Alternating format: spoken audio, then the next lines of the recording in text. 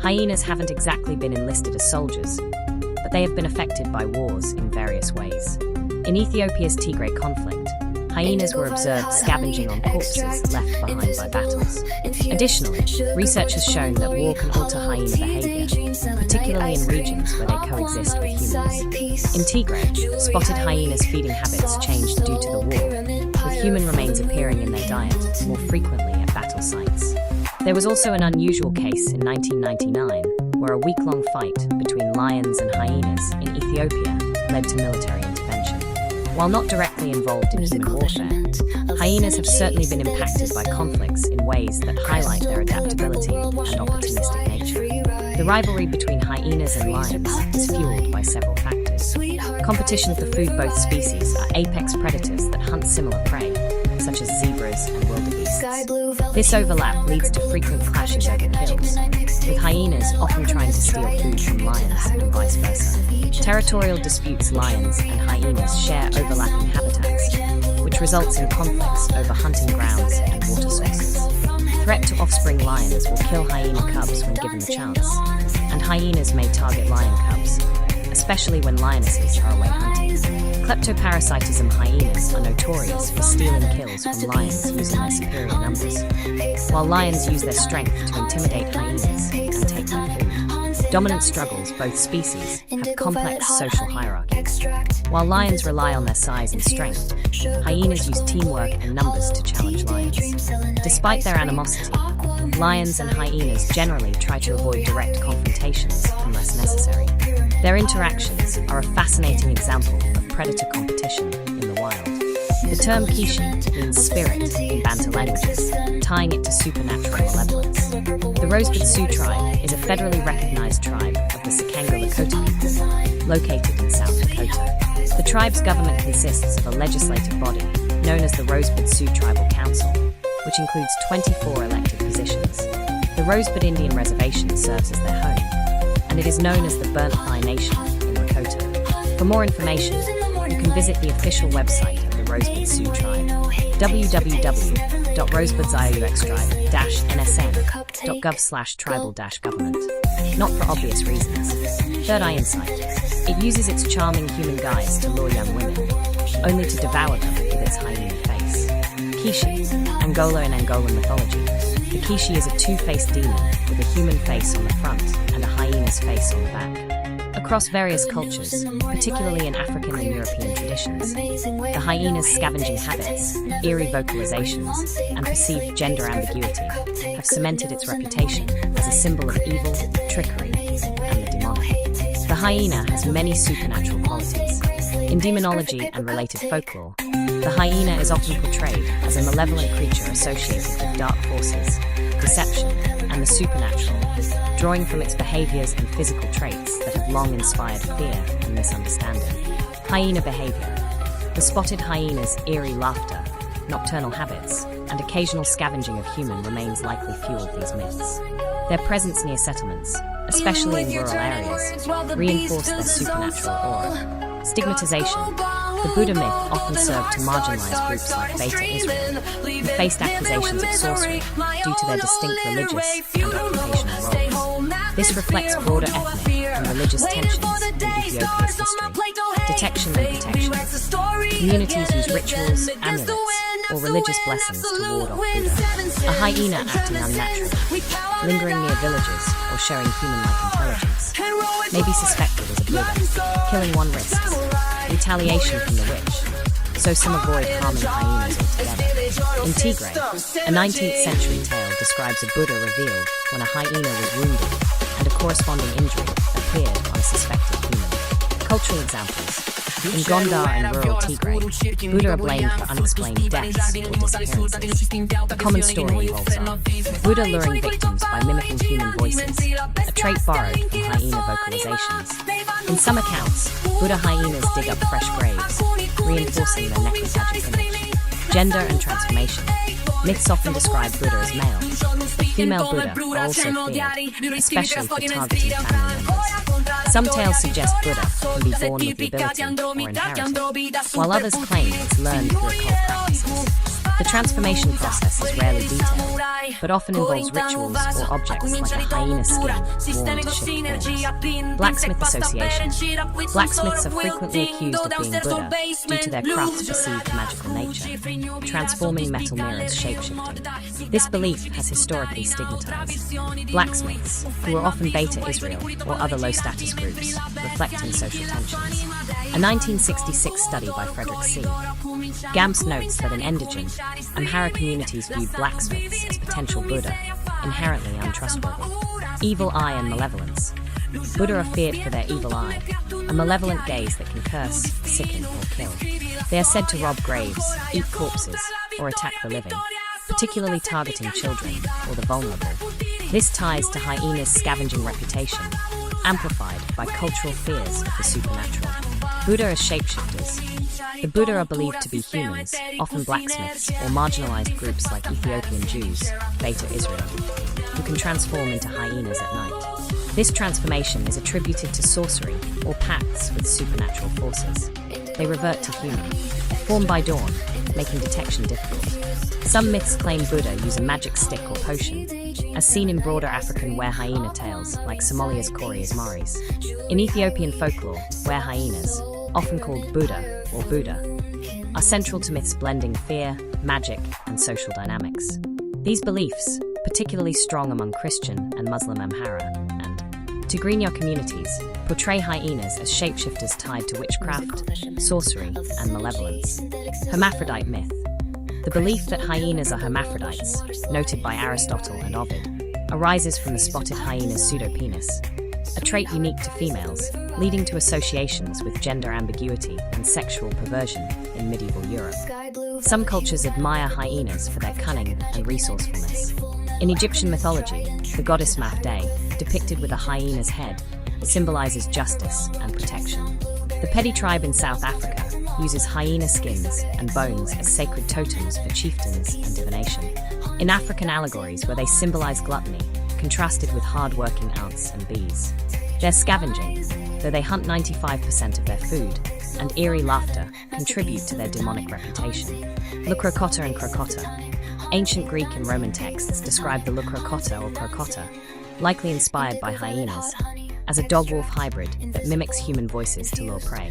Pliny the Elder and Ctesias noted its ability to call people by name, devouring those who approached. Medieval bestiaries. In European medieval bestiaries, influenced by the physiologus, hyenas are depicted as grave robbers and hermaphrodites, symbolizing deceit and sexual deviance. They were believed to mimic human voices to lure victims and paralyze prey by circling them 3 times. The belief in hyenas changing sex, refuted by Aristotle, likely stems from the spotted hyena's pseudopenis. Jinn and deception. In Middle Eastern lore, striped hyenas are often seen as physical incarnations of jinn. Al-Qazwini, 1204–1283, wrote of the Alabin, hyena people, a tribe where a hyena could identify and eat a member even among 1,000 people. Vampiric and supernatural traits. In Arab folklore, hyenas are vampiric, mesmerizing victims with their eyes or pheromones and sucking blood from their necks. Al-Damari's 1371-8 Al-Ayon al-Kubra describes hyenas as nocturnal attackers, while a 1376 Persian treatise discusses kaftar, half-man, half-hyena beings that slaughter children. In Afghanistan, India, and Palestine, striped hyenas are symbols of treachery, but also love and fertility, with their body parts used in love medicines. Angolan Kishi. The Kishi, a mythical Angolan creature, appears human but has a hidden hyena head. It lures victims with charm at social events, only to reveal its true form and devour them, emphasizing the hyena's deceptive nature. Cosmic and symbolic roles. In East African Tabor mythology, the spotted hyena is a solar animal that brought the sun to warm the earth. Conversely, Gogo and Meru folklore links hyenas to death, with tales of hyenas preventing immortality by blocking messages from gods, ensuring they can feed on corpses. The Nondi bear, a creature from Western Kenya folklore, is described as a bear-hyena hybrid that eats brains and scalps humans, reflecting hyenas' fearsome reputation. Soldier Moon magazine X Hyenas. Moral and trickster tales. Hyenas often appear in fables as greedy or foolish. In a Bushman story, a hyena tricks a lion into swallowing hot soup, killing him, showcasing its deceitful nature. In West African tales, spotted hyenas symbolize immorality and dirty habits, sometimes challenging local animism, as among the Bung in Côte d'Ivoire. In Fulani tales from Futa Turo, the hyena Dembale Faru is a frequent foil to the clever hare Bojel, engaging in mutual trickery. Witchcraft and night cattle. Among the Mbugwe of Tanzania, hyenas are called night cattle, believed to be owned by witches, branded with invisible marks, and used as mounts for nocturnal rituals. Killing. A hyena is dangerous, as the witch may retaliate with magic. Similarly, the Wambugwa believe witches ride hyenas to Saturnalian gatherings, and hyenas bear young in witches' homes, where they are milked for hyena butter. Who can shapeshift into hyenas, rob graves, and consume corpses, a belief sometimes tied to prejudice against certain groups like Ethiopian Jews. In the Kanuri language of the former Bornu Empire, where hyenas are called Boltunjan, I changed myself into a hyena, with entire villages like Kaboltaloa rumored to be populated by them, where hyenas and shapeshifting. In many African cultures, hyenas are linked to therianthropy. In Somalia, the legend of Corias Maris describes a man who transforms into a hyena man by rubbing himself with a magic stick at night, reverting to human form by dawn. In Ethiopia, blacksmiths are often believed to be Buddha or Buddha, wizards or witches.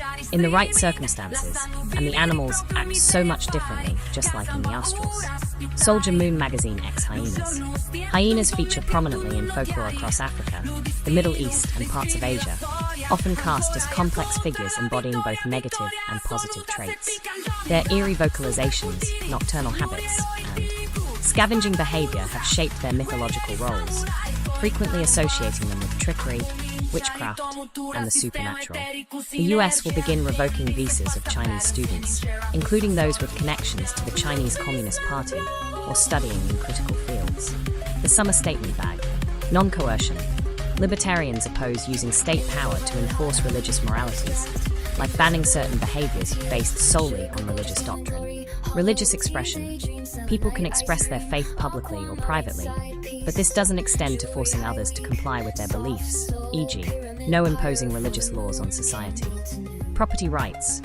Religious organizations should operate like any private entity, owning property and conducting activities without special privileges or restrictions. Freedom of belief. Individuals have the right to hold any religious or non-religious views without interference. Separation of church and state. The government should not favor any religion, enforce religious laws, or use taxpayer money to fund religious institutions. Libertarian values on religion center on individual liberty and personal freedom. Libertarians generally believe that individuals should be free to practice any religion or none at all, as long as their actions don't infringe on others' rights. The state should remain neutral, neither promoting nor restricting religious expression. This stems from the non-aggression principle, which emphasizes that no one, including the government, should coerce others in matters of belief or practice. Individual autonomy. Individuals should have the right to make their own health decisions, including choices about treatments, diets, and lifestyles, without government mandates or restrictions. Personal responsibility. People are responsible for their own health outcomes, including the costs and consequences of their choices, rather than relying on government-funded healthcare systems. Free market healthcare. Libertarians advocate for a free market approach to healthcare, where competition among providers and insurers drives innovation, reduces costs, and improves quality, without government subsidies or regulations distorting the market. Opposition to mandates. Libertarians oppose government-imposed healthcare mandates, such as mandatory vaccinations, insurance requirements, or universal healthcare systems, viewing them as infringements on personal liberty. Property rights and voluntary exchange. Healthcare transactions should be based on voluntary agreements between patients, doctors, and providers, respecting property rights and free choice, without coercive government involvement. Non-aggression principle. Libertarians believe no one, including the government, should force medical interventions or restrict access to care, as long as an individual's choices do not harm others. Free market healthcare. Libertarians advocate for a free market approach to healthcare, where competition among providers and insurers drives innovation, reduces costs, and improves quality, without government subsidies or regulations distorting the market. Opposition to mandates. Libertarians oppose government-imposed healthcare mandates, such as mandatory vaccinations, insurance requirements, or universal healthcare systems, viewing them as infringements on personal liberty. Dawn holds deep symbolic meaning in mythology across cultures, often representing renewal, hope, and transformation. Greek mythology Eos, the goddess of the dawn, was believed to rise each morning from the edge of the world to bring light. She was often depicted with rosy fingers, symbolizing the colors of sunrise. Roman mythology Aurora, the Roman counterpart to Eos, was similarly associated with the arrival of daylight and was said to ride a chariot across the sky. Hindu mythology Ushas, the goddess of dawn, is celebrated in the Rig Veda as a bringer of light and prosperity, awakening the world each morning. Norse mythology Dag, the personification of day, rides across the sky in a chariot pulled by a shining horse, bringing the dawn. Japanese mythology Amaterasu, the sun goddess, emerges from her cave to bring light to the world, marking the beginning of a new day. Dawn often signifies new beginnings, transformation, and the triumph of light over darkness. If only the true answer to saving the world was in USD. If only money could solve the problems of poverty. A plume of moisture impacts the coast of Western Canada and southeastern Alaska. The United States of America was established as a military entity during the American Revolution. The Continental Army was formally created by the Continental Congress on June 14, 1775. This is generally considered the birthday of the U.S. Army. Soon after, the Continental Congress also authorized the creation of the Continental Navy on October 13, 1775. Continental Marines, predecessor to the U.S. Marine Corps, on November 10, 1775. These forces were established to fight for independence against the British. While the Continental Army was largely disbanded after the Revolutionary War, the U.S. Army as it exists today was officially created by the Congress of the Confederation on June 3, 1784. The U.S. Navy and Marine Corps were later formally established in 1794 and 1798, respectively. Tracing their origins back to their continental predecessor Poland needs a strong leader. A president who is a true patriot, a defender of Polish national interests, and a guardian of Polish affairs.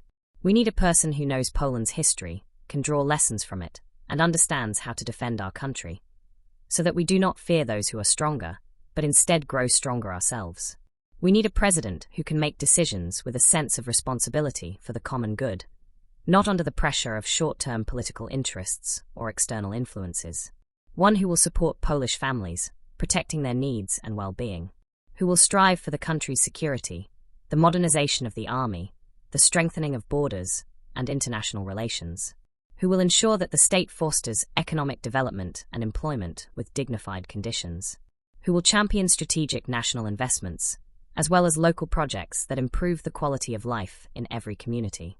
We need a president who will safeguard the dignity of citizens, building a community proud of its identity and over 1,000 years of history. Rs.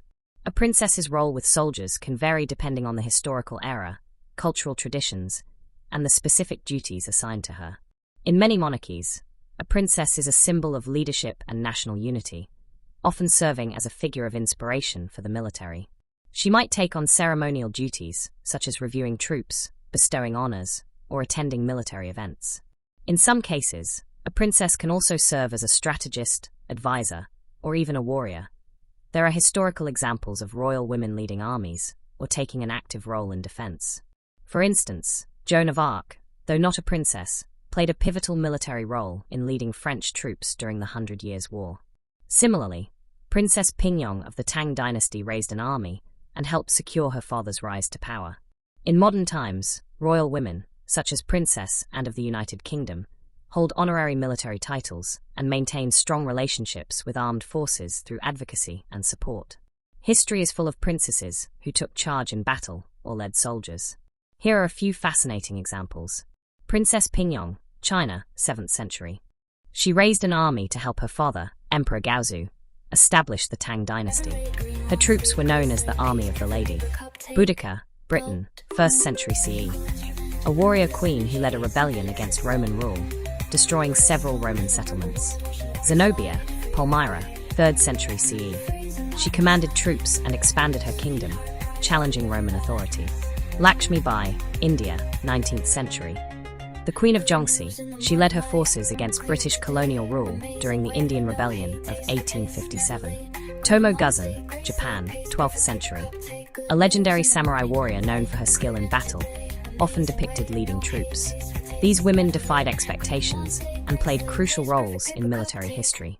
There are several fairy tales featuring princesses and soldiers, often involving themes of bravery, love, and adventure. Here are a couple of well-known examples. The 12 Dancing Princesses, a classic Brothers Grimm tale, where a soldier uncovers the mystery of 12 princesses who secretly dance every night. With the help of an enchanted cloak, he follows them to their hidden ballroom and ultimately wins the hand of one princess. The Princess and the Soldier, a modern fairy tale by H.L. Burke, written in the style of traditional storytelling. It follows a princess on a quest to rescue her true love, encountering magic and danger along the way. Would you like a summary of one of these stories? Or are you looking for something more specific? Here are a few more fairy tales featuring princesses and soldiers. The 12 Dancing Princesses, a soldier uncovers the secret of 12 princesses who mysteriously wear out their shoes every night by following them with the help of an enchanted cloak.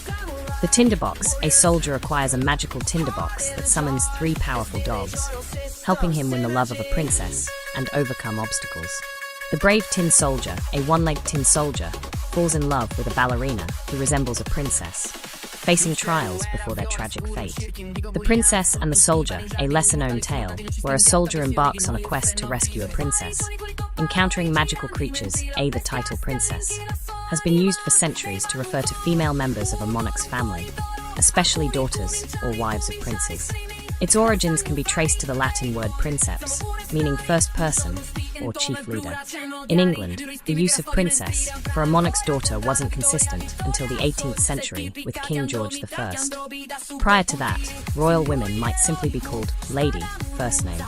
The title Princess of Wales, for the wife of the Prince of Wales, the heir apparent to the British throne, has been in use since the 14th century, with Eleanor de Montfort being the first recorded to hold it as the wife of Llywelyn ap Gruffydd. The specific title of Princess Royal, which is bestowed on the eldest daughter of the British monarch, was created in the 17th century by Queen Henrietta Maria, and her daughter Princess Mary became the first Princess Royal in 1642. Soldier Moon Magazine X-Princess. www.x.com/solitaire/status/1928315436443259268. Mythological figure, Scota. Some ancient Scottish and Irish legends refer to Scota as the daughter of an Egyptian pharaoh and an ancestor of the Gaels, from whom the name Scotland is said to derive. However, historians consider her purely mythological, created to explain the origins of the Scottish people. Early historical figures, pre-Kingdom of Scotland. Before the unified Kingdom of Scotland, there were various kingdoms and tribes. It's difficult to pinpoint a princess, in the sense of a daughter of a ruling monarch of a unified Scottish realm from these very early periods. Daughters of early kings of Scotland. As the Kingdom of Scotland began to solidify, we start to see records of daughters of kings. For instance, Margaret and Isabella, daughters of William I, William the Lion, King of Scots, reigned 1165 to 1214, are mentioned in historical documents, including Magna Carta. They were princesses of Scotland in a more direct sense, born into the Scottish royal family. Mary, Queen of Scots, a more modern but prominent example. While far from the first, Mary, Queen of Scots, born 1542, is a very famous and well-documented Scottish queen who was a princess from birth. She inherited the throne at just 6 days old. Given the fluidity of early Scottish history and the varying definitions of princess, it's generally more accurate to speak of the earliest recorded daughters of Scottish monarchs rather than a single first princess. The daughters of William I, like Margaret, are among the earliest for whom we have clear historical records as princesses of the Kingdom of Scotland. ND challenges. The life of a princess in ancient Egypt, while varying across different dynasties and the specific circumstances of the pharaoh's family, generally involved a life of privilege, a degree of education, and often significant religious or political roles. Here's a glimpse. Upbringing and education. Privileged childhood. Princesses were born into immense wealth and comfort, living in grand palaces with a retinue of attendants. They wouldn't have been expected to perform household chores like commoners. Tutors and learning. Royal children, including princesses, received an education in literature, mathematics, writing, and grammar. This was often overseen by royal tutors, sometimes high-ranking officials. There's evidence of female literacy among the elite. Court protocol and rituals. From a young age, princesses would be trained in the intricacies of court etiquette and would participate in religious ceremonies and rituals alongside their parents. This instilled in them their role in the divine order and the importance of the pharaoh's lineage. Role and influence. Marriage and alliances. Marriages were often arranged to solidify political alliances within Egypt or with foreign powers. A princess might be married to a powerful noble or even a foreign ruler to maintain peace and diplomatic ties. Religious importance. Royal women, including princesses, played a significant role in religious life. They might serve as priestesses in temples dedicated to various goddesses, representing the female aspect of the divine on earth. The great royal wife, the pharaoh's chief consort, held a particularly powerful religious and political position. Potential for power. While a patriarchal society, ancient Egypt afforded women more legal rights than many other contemporary civilizations. Royal women, especially mothers of young pharaohs, could act as regents, wielding considerable power. There were even a few instances of women, like Hatshepsut and Sobenfru, who ascended to the throne as pharaohs in their own right, adopting masculine symbols of power. Symbolic presence. Princesses were often depicted in royal art, emphasizing the pharaoh's family and the continuity of the dynasty. Their presence in reliefs and statues served to reinforce the divine nature of the ruling house. Daily life and appearance. Luxurious lifestyle. Princesses enjoyed a life of luxury, with access to the finest food, entertainment, and personal care. They would have had musicians, dancers, and acrobats for amusement. Clothing. Ancient Egyptian clothing was designed for the hot climate, primarily made of fine linen. Princesses would wear elaborate versions of the common chief dress, colosiris, often adorned with intricate beadwork, gold thread, and precious stones. While depictions sometimes show form-fitting dresses, actual garments were likely looser. Wigs and jewelry. Wigs made from human hair or plant fibers were common, protecting the scalp and allowing for elaborate hairstyles. Princesses would have worn extensive jewelry, including necklaces, bracelets, earrings, and rings, made from gold, lapis lazuli, and other precious materials. Makeup, particularly elaborate eye makeup kohl, was also popular for both aesthetic and religious reasons, believed to offer protection from the sun. The life of a princess in Saudi Arabia is a complex blend of immense wealth, privilege, and cultural traditions, often contrasting with the experiences of many women outside the royal family in the kingdom. It's important to note that Saudi Arabia is a large and diverse country, and the experiences of princesses can vary significantly based on their immediate family, their generation, and their individual choices. Here's a general overview. Immense wealth and luxury. Unfathomable riches. Princesses are born into extraordinary wealth, often with multiple mansions across continents, private jets, luxury vehicles, with chauffeurs, as women were only recently allowed to drive in Saudi Arabia. Vast collections of jewelry and designer clothing. Staff and services. They have large entourages of personal staff, including maids, nannies, cooks, security details, and drivers, ensuring that every need is catered to. Shopping and travel. Shopping sprees are common, often involving purchasing entire stores worth of merchandise. They frequently travel internationally, enjoying freedoms abroad that might be restricted at home. Cultural and societal constraints, traditionally, and in some aspects, still relevant. Male guardianship system. Historically, and to a significant extent, Saudi women, including princesses, have been subject to a male guardianship system. This means they traditionally needed permission from a male guardian, father, brother, husband, or even son, for major life decisions like marriage, divorce, travel, education, employment, and even some healthcare procedures. While reforms are ongoing, the extent to which these are applied in practice can vary. Modesty and segregation. In public, princesses, like other Saudi women, are expected to dress modestly, typically wearing an abaya, a loose, black cloak, and often a headscarf, hijab, or face veil, niqab. Gender segregation has been a strong social norm, limiting interaction between unrelated men and women in public, and even in some private settings. Arranged marriages. Marriages for princesses are often arranged to solidify alliances, maintain family prestige, and continue royal lineage. While some may have input, the ultimate decision traditionally rests with their male guardians. Focus on family and sons. There has been a strong cultural emphasis on women's role as mothers and homemakers, particularly on bearing sons to continue the family name. Gilded Cage. Many accounts, including those from books like Jean Sassen's Princess series, which aims to tell the story of a Saudi princess named Sultana, describe a feeling of being in a gilded cage. Despite the immense material wealth, there can be a lack of personal freedom and control over their own lives, particularly concerning relationships, career choices, and public expression. Evolving roles and modernity. Education. Many Saudi princesses receive excellent educations, often attending prestigious universities abroad. Philanthropy and public roles. In recent years, there has been a growing trend for Saudi princesses to take on more public roles, particularly in philanthropy, advocating for social causes, and promoting women's empowerment. Some hold significant positions in government or business. For example, Princess Rima bint Bondar Al Saud was appointed Saudi Arabia's first female ambassador to the United States. Vision 2030 reforms.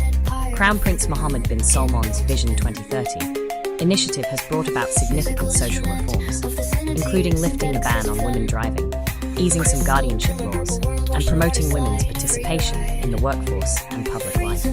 These changes are gradually impacting the lives of all Saudi women, including princesses. Individual variation. It's crucial to remember that not all princesses have the same experiences. Some may be more traditional, while others embrace more modern lifestyles and actively work for change within the kingdom. There are princesses who are entrepreneurs, artists, and activists, leveraging their position and resources to make an impact. Gemini. The royal history of Japanese princesses is long and complex, spanning over a millennium. Their lives and roles have been deeply shaped by evolving social norms, political power structures, and the unique traditions of the imperial household. Early history, ancient to Heian periods. In ancient Japan, imperial princesses sometimes held significant religious and even political influence. Seo, imperial priestess. A notable role was that of the Seo, an unmarried imperial princess who served as the chief priestess of the Ayase Grand Shrine, dedicated to the sun goddess Amaterasu. This was a highly prestigious and spiritually vital position, often involving a degree of isolation from the secular court. Princess Oku, 661 to 702, is a well-known example from the Asuka period. Empresses regnant. Uniquely among many monarchies, Japan has had several empresses regnant throughout its history, particularly in the early periods, e.g., Empress Suko, Empress Kagayaka/Saimei, Empress Jito, Empress Genmei, Empress Gensho, Empress Koken/Shotoku. While not princesses, in the sense of being daughters of reigning emperors who did not ascend the throne, their existence highlights a historical flexibility regarding female succession that largely disappeared in later periods. Political marriages. As the court developed, princesses, like those in other monarchies, were often used for political marriages to solidify alliances with powerful clans, most notably the Fujiwara clan during the Heian period, 794-1185. The Fujiwara frequently married their daughters into the imperial family, effectively controlling the imperial line through their female relatives. Medieval and early modern periods, Kamakura to Edo periods. During the medieval period, and particularly under the shogunate, military governments, the power of the imperial family, including princesses, generally waned. Limited political role. The imperial court in Kyoto became largely ceremonial, and princesses' lives were often confined to the imperial palace. Their political influence was minimal compared to the shogunate and the powerful samurai families. Cultural patrons. Despite their diminished political power, imperial princesses continued to be patrons of the arts, literature, and traditional court culture. They maintained a refined lifestyle within the palace walls, preserving court rituals and artistic traditions. Edo period, 1603 to 1868. During the Edo period, the Tokugawa shogunate exerted strict control over the imperial family. Princesses' lives were even more secluded. Marriages were still often arranged, sometimes to maintain the delicate balance between the imperial court and the shogunate or powerful daimyo families. Tokugawa Masako, daughter of Shogun Tokugawa Hidetada, who married Emperor Go-Mizunoo, was a significant figure in bridging the imperial and shogunal families. Modern era, Meiji Restoration to present. The Meiji Restoration in 1868 brought significant changes to the imperial family's role and structure. Centralization of power. The emperor was theoretically restored to full political power, though in practice, power shifted to the oligarchs. The Imperial Household Law of 1889 formalized the imperial family structure and rules. Strict rules for marriage. This law, and its successor in 1947, enshrined a crucial rule that significantly impacted princesses. Female members of the imperial family lose their imperial status and titles upon marrying a commoner. This has been a defining characteristic of modern Japanese princesses' lives. Princess Meiko and Princess Sayoko. Recent examples include Princess Sayoko, Emperor Akihito's only daughter, who married a commoner in 2005 and became Sayoko Kuroda, and Princess Meiko, niece of the current Emperor Naruhito, who married a commoner in 2021 and became Meiko Komuro. Both relinquished their imperial titles and privileges. Reduced imperial family size. This rule, combined with a declining birth rate in the imperial family, has led to a shrinking number of imperial members, raising concerns about the future of the monarchy. Public duties and education. Modern Japanese princesses, while still living a life of privilege, undertake numerous public duties, representing the imperial family at various events, charities, and cultural engagements. They typically receive a high level of education, often attending prestigious universities in Japan and sometimes abroad. Focus on family life. Despite their public roles, there's also an emphasis on their role within the family. Their lives are often subject to intense media scrutiny, particularly regarding marriage and succession issues. Succession debate. The imperial household law strictly adheres to male-only succession. This means that daughters of emperors and crown princes, like Princess Aiko, the only child of Emperor Naruhito, cannot ascend the chrysanthemum throne. This has sparked ongoing debate in Japan about potential reforms to allow female succession, given the dwindling number of male heirs. Yes, historically, the lands that make up modern Ukraine definitely had princesses. This was during the periods when the territory was ruled by various monarchical or princely states. The most prominent period for Ukrainian princesses was during Kievan Rus, roughly 9th to 13th centuries, which was a powerful medieval East Slavic state centered around Kiev. This state is considered a foundational predecessor to modern Ukraine, Belarus, and Russia. Here's why you can say Ukraine had princesses. Daughters of princes. Nyas, the rulers of Kievan Rus, were known as Nyas, princes, and their daughters were referred to as princesses. These women often played significant roles in diplomacy through marriage alliances. Marriage alliances. Many daughters of Kievan Rus princes married into royal families across Europe, strengthening ties and spreading influence. Some notable examples include, and of Kiev, Anna Yaroslavna, perhaps the most famous Ukrainian princess. Daughter of Yaroslav the Wise, Grand Prince of Kiev, she became Queen of France after marrying King Henry I in 1051. She was known for her literacy and influence in the French court. Anastasia Yaroslavna, another daughter of Yaroslav the Wise, she became Queen of Hungary through marriage to King Andrew I. Elizabeth Yaroslavna, the eldest daughter of Yaroslav the Wise, she married King Harald Hardrada of Norway and later possibly King Sweyn II of Denmark. She is known in Norse sagas as Elisa. Eupraxia Vsevolodivna, daughter of Vsevolod I of Kiev, she became Empress of the Holy Roman Empire by marrying Emperor Henry IV. Her life was quite dramatic, as she publicly accused Henry of abuse. Euphrosyne Mstislavna, daughter of Grand Prince Mstislav the Great, she became Queen of Hungary through marriage to King Gazar II. Galicia Volhynia, after the fragmentation of Kievan Rus, the Kingdom of Galicia Volhynia, 12th to 14th centuries, also had its own princely and royal families, and therefore princesses. Later principalities. Even after the decline of these major states, various smaller principalities and noble families in Ukrainian lands continued to exist, and their daughters would have been considered princesses or high-ranking noble women within their respective domains. The history of Russian princesses, particularly under the Romanov dynasty, is rich with fascinating figures, evolving roles, and often tragic fates. While the term princess might be used colloquially, the official title for daughters and some granddaughters of the Russian emperor was Grand Duchess, Velikaya Nyazna. Here's a look at their history. Early Russia, before Peter the Great, Muscovy period. Before the reforms of Peter the Great in the early 18th century, the lives of Russian royal women, including the daughters of Tsars, Tsarevnas, were largely secluded and confined within the harem, a separate part of the palace for women. Seclusion and modesty. Tsarevnas lived under strict traditional Muscovite customs, emphasizing extreme modesty and isolation from the outside world. They rarely appeared in public, were veiled, and their education was primarily focused on religious instruction and domestic skills. Marriage for dynastic alliances. Marriages were almost always arranged for dynastic purposes, though marriages with foreign royals were less common than after Peter the Great's time due to concerns about religious conversion and cultural differences. Limited public role. Their lives were largely defined by their family duties and adherence to orthodox traditions. Political influence was almost non-existent, unlike some powerful female regents in Western Europe. Imperial Russia, Peter the Great to Nicholas II, 18th to early 20th century. Peter the Great's reforms drastically changed the lives of royal women, integrating them into European court life and giving them more public roles. The title of Grand Duchess became formalized. Europeanization of the court.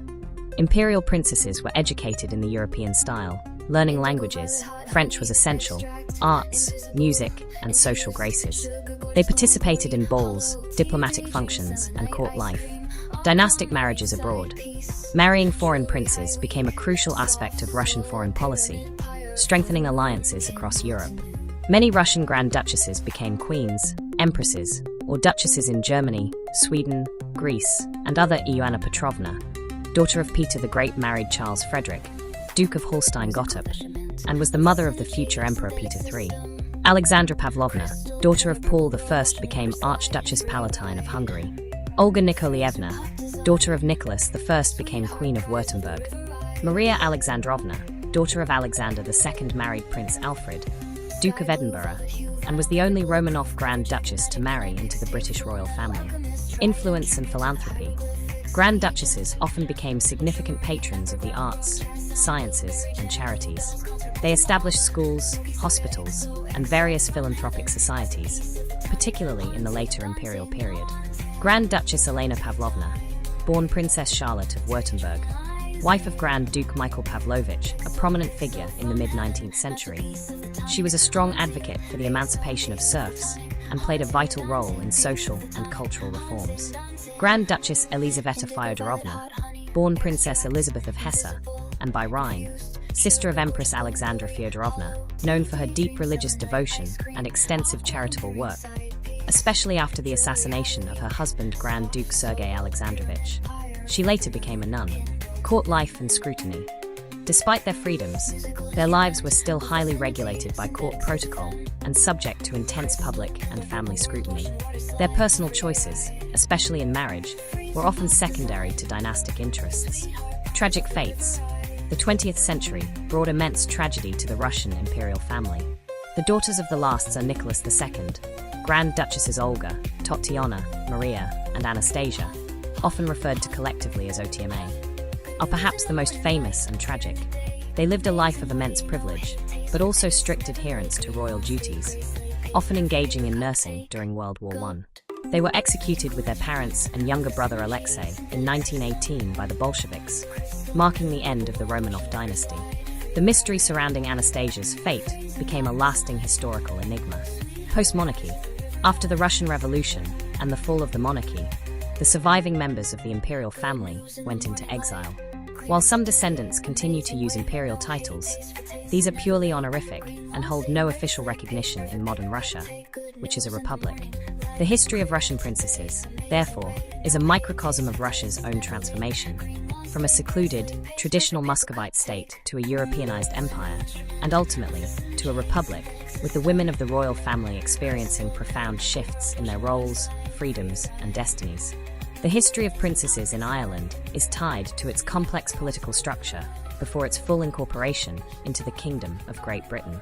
Unlike a single, unified monarchy like in England or France for much of its history, ancient and medieval Ireland was comprised of various kingdoms, often with a high king, Ard Rí, who held a degree of overlordship. Thus, Princesses would have been the daughters of these kings, or of powerful regional kings or chieftains. Here's a breakdown of what their lives might have been like. Ancient and early medieval period, pre-Norman invasion. Daughters of kings/chieftains. The daughters of the High Kings of Ireland, or of the provincial kings, like those of Ulster, Munster, Leinster, Connaught and Meath, would have held significant status. While not formally princesses, in the same way as, say, a French princess, their social standing would have been equivalent. Marriage alliances. Like in other European societies, marriage was a primary tool for forging alliances, securing peace, and consolidating power. Daughters of kings were often given in marriage to the sons of other powerful rulers, both within Ireland and sometimes to Norse or Scottish chieftains. Relative freedom for Celtic women. Compared to Roman or some other ancient societies, Celtic women, including those of royal birth, are believed to have enjoyed a remarkable degree of freedom and rights. Property rights. They could own and inherit property independently, even within marriage. Legal standing. They could pursue legal cases without the consent of their husbands. Potential for leadership. While not the norm, there are historical and legendary accounts of powerful Celtic women who were warriors, military leaders, or even ruling queens, like the mythical Queen Medb/Maeve of Connaught. While these are often mythological, they suggest a cultural acceptance of strong female figures in leadership. Education and culture. Daughters of the elite would have received an education, likely focusing on traditional Irish law, poetry, music, like harp playing, and the management of a noble household. Religious roles. With the arrival of Christianity, some royal women would have entered religious life, becoming abbesses or influential figures within monastic communities. Saint Bridget, while a blending of goddess and historical figure, reflects this blend of spiritual authority. Notable figures, historical and mythological. Queen Maeve of Connaught, a legendary warrior queen, famous for her role in the Táin Bó Cúailnge, cattle raid of Cooley. While mythological, she exemplifies the strong, independent female figures in Irish tradition. Gormflaith Injin Murchada, a historical queen of Leinster in the 10th and 11th centuries, known for her multiple marriages to powerful kings, including the High King Mael Secnail and Brian Boran, and her political influence. She was a daughter of a king and exerted considerable power. Aoife MacMurrough, daughter of Diarmait Mac Murchada, the king of Leinster who invited the Normans to Ireland. Her marriage to Richard de Clare, Strongbow, the Norman leader, was a pivotal event in the Norman invasion of Ireland in the 12th century. She became a significant figure in the subsequent Anglo-Norman lordship. Her story is often depicted as that of a princess caught between Irish and Norman worlds. Later periods, Anglo-Norman and British rule.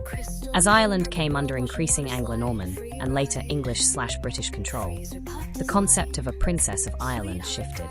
English/British royal daughters. From the late medieval period onwards, any princesses of Ireland would typically have been the daughters of the English, and later British, monarch, as Ireland was a lordship, then a kingdom, under the English/British crown. Daughters of Gaelic lords. However, within the Gaelic lordships that resisted English rule, the daughters of powerful Irish chieftains continued to hold high status within their own territories and families, though they wouldn't have been recognised as princesses by the English crown. The Ascendancy era. In the 18th and 19th centuries, the term princess would rarely be used in an Irish context outside of the British royal family.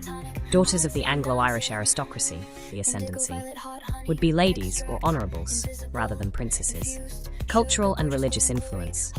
Transylvania was known for its religious tolerance, relatively speaking for the era, with various Christian denominations, Catholic, Calvinist, Lutheran, Unitarian coexisting. Princesses often played a role in the religious life of the court, sometimes becoming patrons of specific churches or cultural endeavours. They might also bring their own cultural traditions from their families of origin. Court life and patronage. The princely court in Alba Iulia, Julafaherva, or other residences was a centre of cultural activity. Princesses were expected to maintain a lavish court, oversee household affairs, and sometimes act as patrons of arts, music, and learning. Regency and direct rule. Rare but significant while less common, some princesses could wield significant power, especially if their husbands were absent or died, leaving young heirs. In such cases, they might act as regents. Maria Christina of Austria, 1574 to 1621, she was Princess Consort of Transylvania by marriage to Sigismund Bathory. Interestingly, for a brief period in 1598, she was elected sovereign princess regnant of Transylvania after her husband's abdication. Her rule was nominal, however, as Emperor Rudolf II sent representatives to rule. Her marriage was also famously unhappy and unconsummated. Catherine of Brandenburg, 1602 to 1649, married to Gabriel Bethlen, a powerful prince of Transylvania. After his death in 1629, she was designated his heir and ruled as Princess of Transylvania in her own right for a short period, 1629 to 1630. She even minted her own coins. Her reign was ultimately cut short due to political instability and her lack of support from the local nobility. Ilona Zrínyi, 1643 to 1703, while not technically a princess of Transylvania, in the sense of a reigning consort, she was a fiercely independent noblewoman whose family had strong ties to Transylvania. She famously defended the Munkacs castle against Habsburg sieges for years, showcasing incredible courage and leadership. She later married Imre Thököly, who became a prince of Transylvania.